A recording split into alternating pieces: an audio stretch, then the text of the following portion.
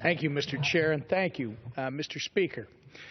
Since this Congress was sworn last January, I have received more calls and emails, and I've had more meetings with constituents and consumers of financial services about the Department of Labor's proposed fiduciary rule than perhaps any other issue that has faced us in Congress. Why?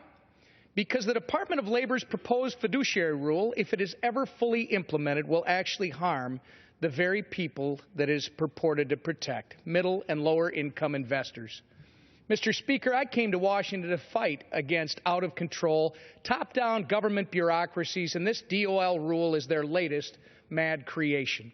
We should look for ways to increase access to affordable, transparent, and high-growth financial products that meet the needs of all Americans, not limit them. According to a recent study by Oliver Wyman, an international management consulting firm, the proposed rule will increase costs for investors by an average of 73%. This increase will harm the ability of millions of Americans to get professional financial advice.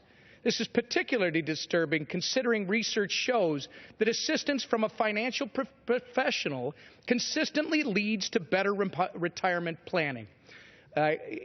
For example, according to the same report, advised individuals aged 35 to 54 years making less than $100,000 per year had 51% more assets than similar non-advised investors. Nearly 60,000 of my constituents make a living supporting the financial services industry. How does this rule help them or the people they assist?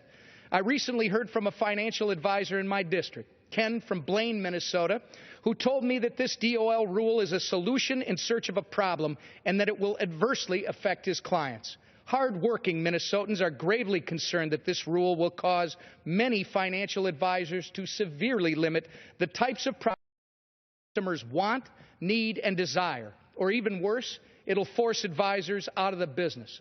I thank our friend Ms. Wagner for her leadership on this issue, and I urge my colleagues on both sides of the aisle to protect middle and low-income investors by supporting the Retail Investor Protection Act. I yield back.